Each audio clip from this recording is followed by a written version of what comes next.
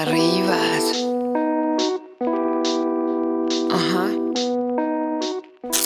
Buongiorno Italia, benvenuto in casa di Singano. Zingaro del Tedono dell'Ungheria. Allora, questa puntata non sapevo neanche se farla oppure no, perché ti spiego. Praticamente nel gruppo Facebook, visto che ora siamo in emergenza coronavirus, siamo ad aprile, no, adesso io avevo chiesto a marzo, si è bloccati tutti qua e avevo chiesto, no, ai tu nel gruppo Facebook delle puntine, siccome non si può andare in giro, non posso farti vedere niente, eccetera, c'è qualche argomento per il quale ti piacerebbe che Singano parlasse, approfondisse, eccetera, eccetera. Allora mi è stata data una lista di cose da dire. Tra questa lista di cose da dire, uno ha anche chiesto, potresti spiegarci, soprattutto per chi vorrebbe acquistare il camper, le differenze, diciamo, che puoi riscontrare tra l'acquistare un camper economico e un camper di qualità. Allora, io sinceramente non sapevo neanche se fare questa puntata, poi se pubblicarla, perché purtroppo, come ti ho già detto, siamo in piena emergenza coronavirus, quindi cosa succede?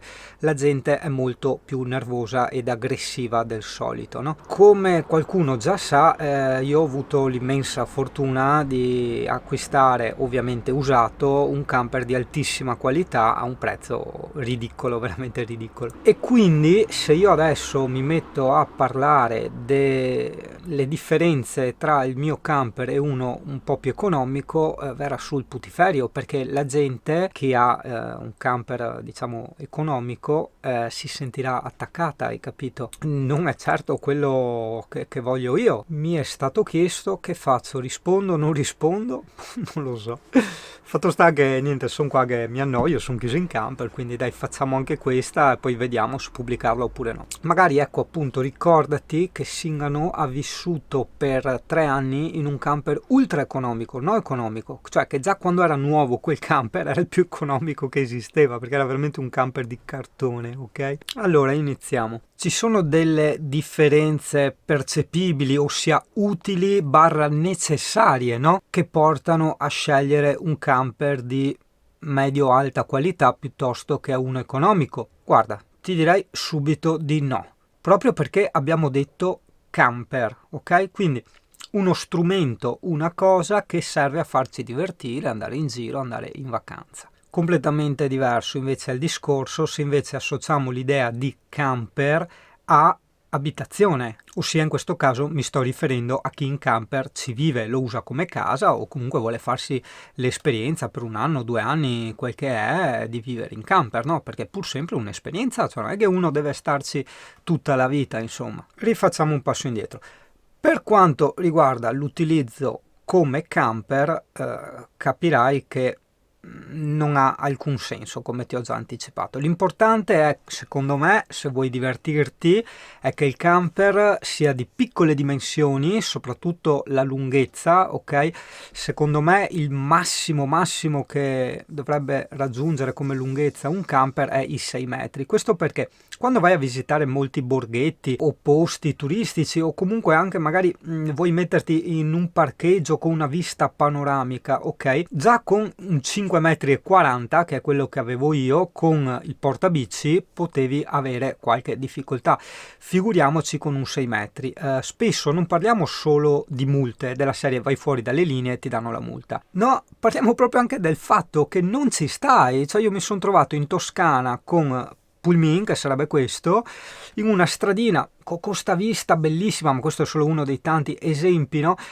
Su ste colline toscane eccetera, però questo parcheggio era posto perpendicolare a questo panorama, no? Alla linea, e quindi io col culo del camper andavo completamente in strada e quindi le macchine proprio non ci passavano, quelle della corsia dove andava fuori il culo del camper, hai capito? E quindi niente, ho dovuto saltare quel bellissimo parcheggio, quindi rinunciare al risveglio, no, con la vista panoramica di queste bellissime colline, per andare a parcheggiare all'interno di uno stabile di condomini, ok? Perché non c'erano altri parcheggi in zona. Quindi secondo me, l'ho sempre detto in questi anni, se vuoi divertirti, la cosa principale, la cosa fondamentale da scegliere in un camper è la lunghezza. Consiglio mio 5,40 m, consiglio mio. Poi per carità ci sono moltissime situazioni che con i 6 metri, soprattutto se hai dello sbalzo nel culo, riesci a organizzarti, hai capito? Però niente, resta il 5,40 m.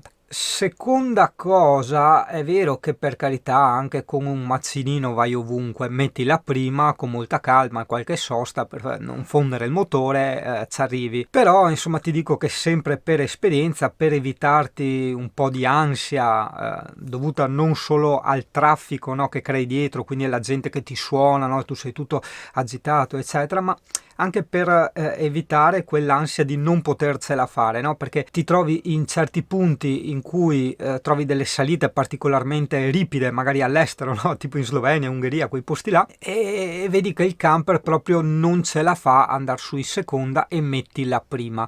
E lì inconsciamente ti nasce questa paura: e se anche la prima non dovesse essere sufficiente a farmi andare avanti? Cioè, cosa facciamo? Vado indietro?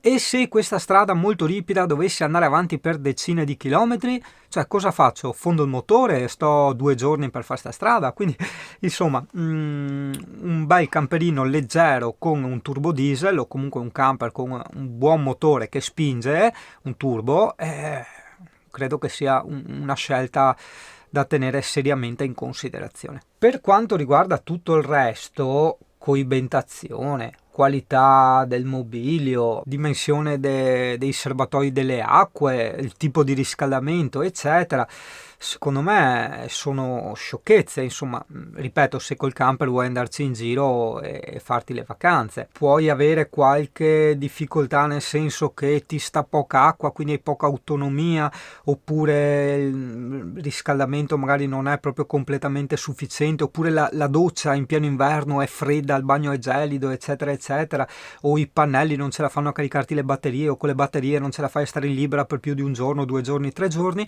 Cazzo, sei in vacanza, sei in giro, è una situazione un po' particolare. Con tutti i soldi che hai risparmiato per prendere il camper, cazzo, te ne vai in un campeggio, in un'area di sosta, ti accendi la stufetta elettrica, che bisognerebbe averla sempre dietro, lì hai acqua e hai corrente e hai tutto quanto, insomma, quindi vai via più che tranquillo. Parliamo ora dell'altro lato della medaglia, ossia il camper inteso come casa, il camper per chi ci vuole vivere.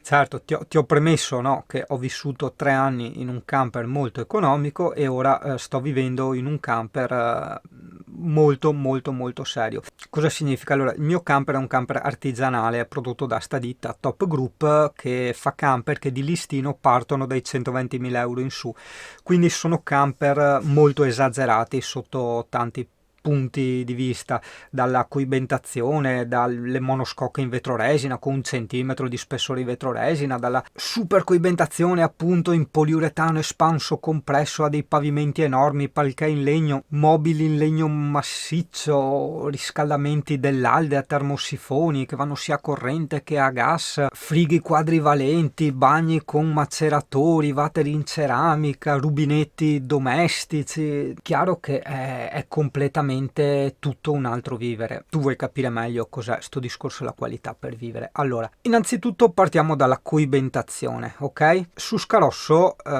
ovviamente quando c'era molto freddo o molto vento, puoi fare quello che vuoi, mettere oscuranti, tutto quello che vuoi, ma comunque ci sono un po' di spifferi e di dispersioni termiche ovunque, no? Tu dici aumento la potenza della stufa. Ok, beh, non è un costo relativamente esagerato da sopportare, soprattutto nel caso dei camper col bombolone GPL, tipo quello che avevo io e quello che ho adesso. Però comunque la stufa troppo alta ti rende l'ambiente non molto ben vivibile, secca l'aria, eccetera eccetera. Buongiorno. Pronto? La segreteria telefonica del trading online. Ma vai Mona, Per ricevere informazioni sugli investimenti online. manca segreteria, mi ha interrotto un discorso importantissimo, vai Mona. Almeno se rispondeva alla tipa ci facevamo 2 risate come al solito, vabbè. Allora, stavo parlando del riscaldamento, ok? Io parlo sempre di Scarosso, poi non ho vissuto in altri camper diversi da Scarosso e Pullmin, ok? Cosa succede? Discorso coibentazione, riscaldamento, eccetera, eccetera. Il bagno, soprattutto il bagno, era parecchio freddo. Questo perché per concentrare il riscaldamento nella cellula io disattivavo la ventilazione tramite bocchette dell'aria che disperdeva un casino di calore e facevo uscire il caldo direttamente solo dalla stufa. Questo con i camper nati dopo di Scarosso non è più possibile, ossia il riscaldamento viene dato per forza dalle canaline, ok? Con un dispendio di energia secondo me è inutile e anche un dispendio di calore. Però vabbè, parliamo di Scarosso. Questa stufa creava un bel ambiente magari anche caldo, piacevole all'interno del camper, no? Però all'interno del bagno era completamente freddo. Allora dovevo attivare queste ventole, questo riscaldamento tramite le canaline, no? I bocchettoni che sono sparsi un po' in giro nel camper, e siccome non era assolutamente sufficiente nelle giornate gelide d'inverno, chiudevo tutti i bocchettoni d'aria del camper e lasciavo aperto solo quello del bagno. Cosa succede? Il bagno sì diventava molto caldo e piacevole, ok? Dopo un pochino che andava. Quando però uscivi dal bagno trovavi tutto gelato, perché nel giro di 10 minuti si era già raffreddato tutto il camper, hai capito? Quindi con Pullmin questa cosa assolutamente non c'è, non solo perché ci sono tutti i termosifoni lungo tutto il perimetro del camper, ma addirittura in bagno ce ne sono 2 e uno è proprio dentro la doccia. Oltre ai termosifoni va anche detto che la coibentazione, a parte quella esterna ma anche quella interna, soprattutto quella del bagno, è completamente in vetroresina. Quindi anche solo con il vapore dell'acqua calda che tu usi per lavarti crei veramente una saunetta e un ambiente caldissimo. Cioè tu puoi spegnere l'acqua e star lì tranquillo per 10 minuti a insaponarti anche nelle giornate più gelide che ci siano. Quindi non è solo comfort, visto che stiamo paragonando i 2 estremi, ossia il camper più economico e il camper più costoso, ma è proprio un discorso di non battere i denti d'inverno, perché veramente battevo i denti io su Scarosso, cioè fare la doccia d'inverno era veramente una tortura. Poi chiaramente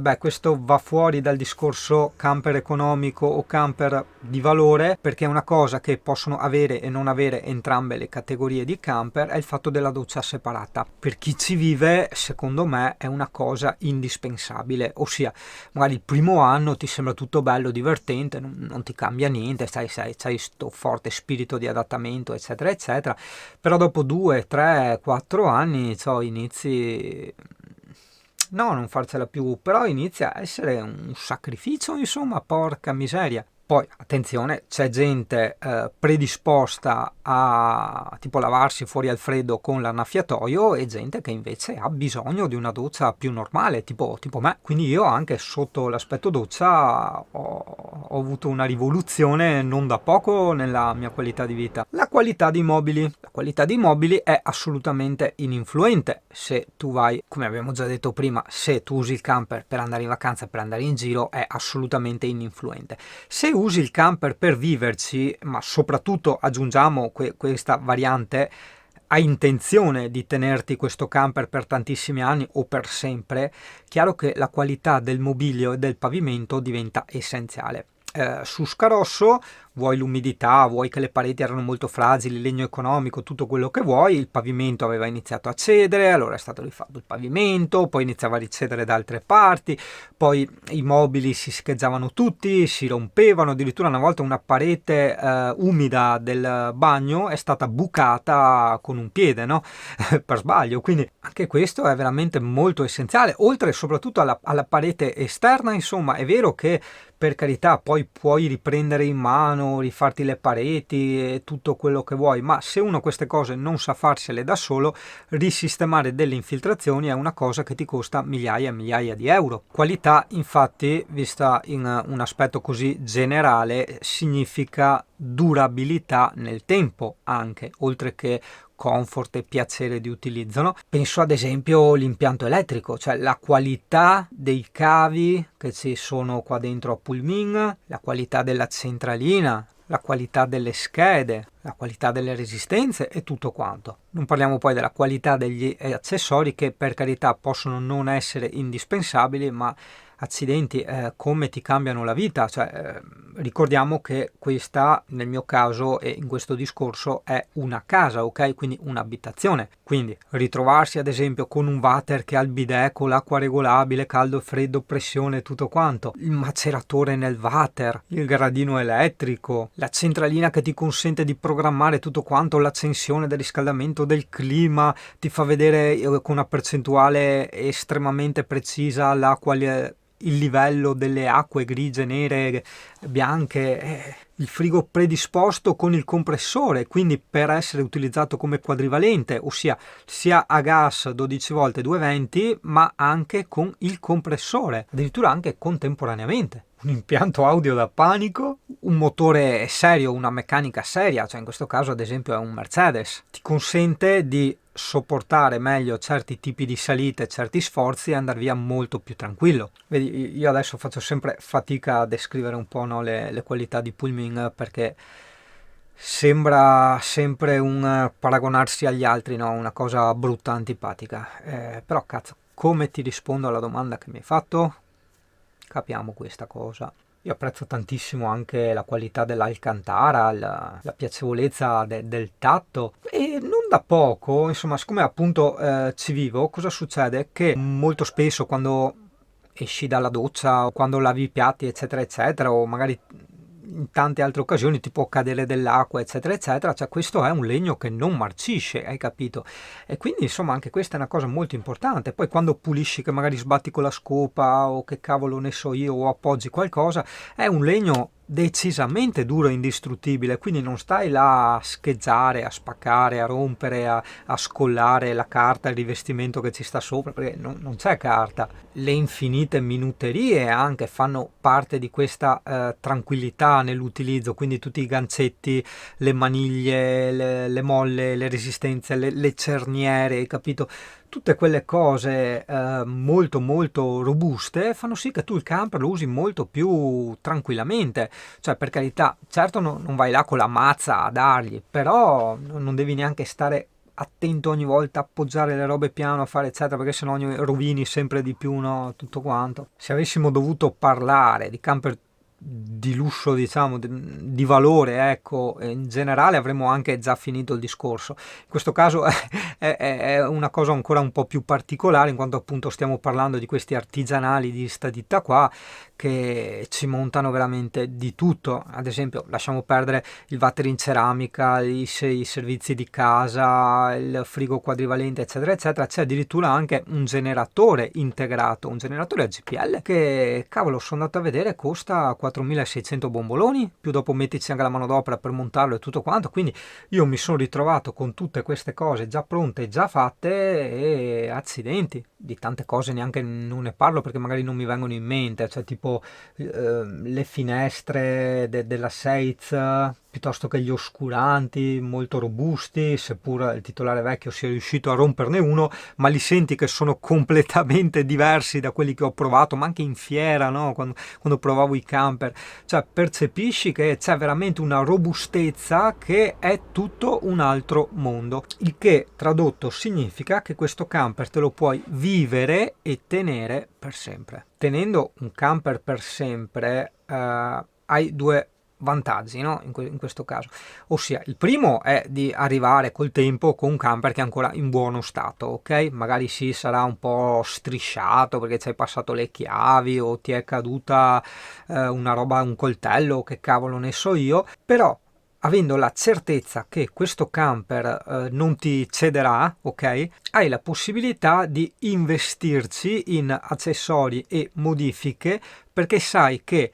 primo non lo rivenderai e quindi non perderai il valore di tutte queste cose, e secondo comunque non dovrai disfartene perché se n'è andato, e quindi anche lì non perderai tutte queste cose. Quindi col tempo ti ritroverai a avere un camper definitivo, robusto, infinito e tutto quello che vuoi, ma anche ultra pluriaccessoriato. Cioè io ho visto tutti i camper nuovi che hanno fatto, se dovessi viverci veramente, boh, credo che durerebbero 5, 7, 8 anni, insomma, dopodiché veramente inizi a spaccare robe. Questo perché vivendoci il camper è sottoposto più o meno a 1000 volte più stress, no? Perché quando vai in giro comunque fai tot chilometri, ma non ne fai tanti quanti ne fa uno che ci vive, o comunque non usi il camper così spesso. Per quanto riguarda la parte abitativa, poi non ne parliamo, cioè è un continuo usare i rubinetti, le pompe dell'acqua e tutto quanto. Sì, che anche qua la pompa dell'acqua ne ho cambiate 2 su Scarosso, qua ce n'è una che non so che pompa dell'acqua sia, cioè io non ho mai visto un camper che butta fuori tutta sta pressione, è una cosa incredibile. Per carità, è vero che poi ha anche il vaso di espansione, cioè ha infiniti accessori sto camper che non me li ricorderei per raccontarteli tutti in un solo video, no? Però veramente butta l'acqua in una maniera pazzesca. Quindi anche quando ti fai la doccia, veramente ti senti a casa, cioè ti risciacqui bene, non sei lì col pizzo che ti viene giù il piscetto, hai capito? Che... Per carità, stiamo sempre parlando dell'utilizzo come abitazione. E come, e soprattutto mi raccomando, soprattutto stai attento quando io parlo, ha un utilizzo come abitazione confortevole, ok? Che non ti faccia sentire sta grande differenza tra un'abitazione normale. Io sinceramente con sto Pullman, cioè quando tipo è fermo, tipo adesso che è stanziale, lo percepisco veramente come una tiny house, ma proprio come un appartamentino, ma lo tanto robusto, lo vedo, cioè tutto sto mobilio qua, è una roba molto molto strong, cavolo. Non lo percepisco come un camper. L'unica cosa che mi fa percepire differenza tra Pullman e un'abitazione è il rifornimento dei servizi, ossia il gas e l'acqua e gli scarichi, perché sono cose diciamo che hanno un limite, per quanto grande, per quanto ad esempio Pullman abbia 300 litri di serbatoi dell'acqua, comunque finiranno sti 300 serbatoi, dureranno magari il triplo o più del triplo di quelli di un altro camper, ma finiranno anche quelli. Una casa è diverso, in una casa sei sempre allacciato. Ti dico, per fortuna a me sta roba non solo non pesa, ma sinceramente mi diverte un casino andare tipo a fare i carichi delle acque. Il carico del GPL no, quello no, non solo perché è a pagamento, ma no, quello no. Forse perché il carico delle acque è una cosa un po' più all'avventura, no? Devi trovare le fontanelle quando sei in giro, no? Per avere l'acqua gratis, eccetera, eccetera. Quindi la vedi come una sorta di avventura e sta continuando dopo 3 anni, insomma, sta robetta andare avanti così. Ciao, vedi, è venuto fuori un video molto lungo e secondo me anche antipatico, perché cioè, io mi sto anche frenando a raccontare le differenze che percepisco di qualità e di accessori tra Pullman e Scarosso, però ciao ragazzo, non lo so, veramente non so neanche se pubblicare sto video, perché la domanda era anche interessante, perché magari uno vuole andare a vivere in camper e giustamente chiede: me ne pentirò? Ce la farò?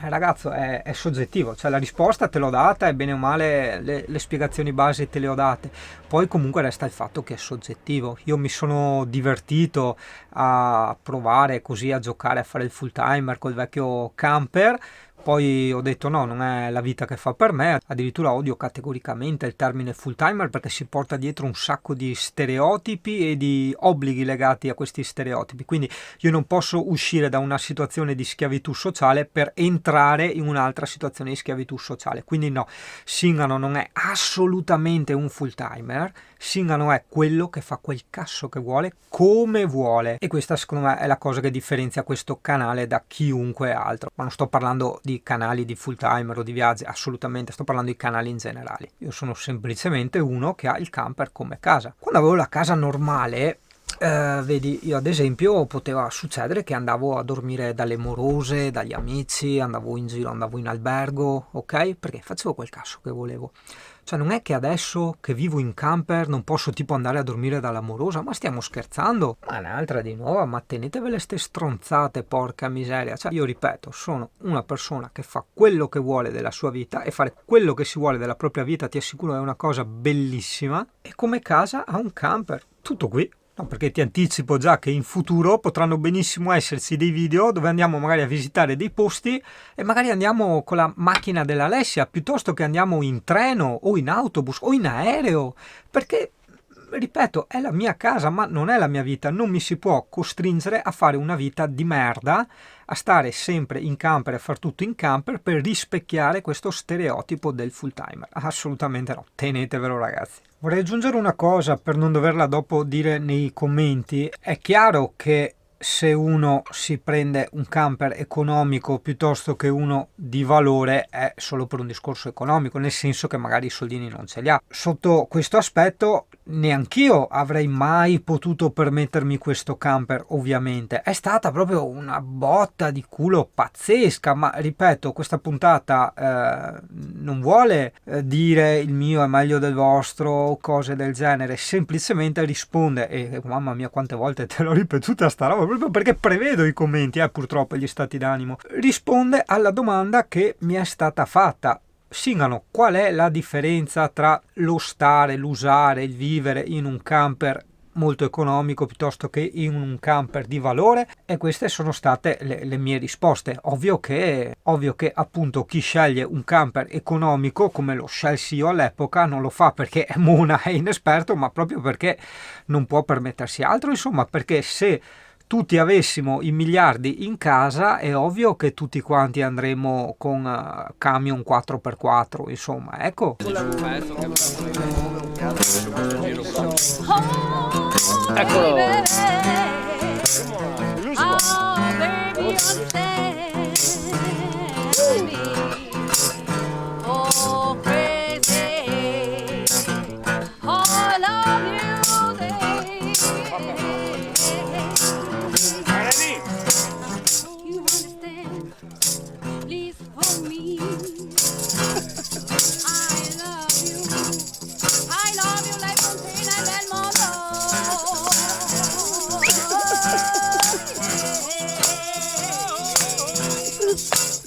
Vai Figari!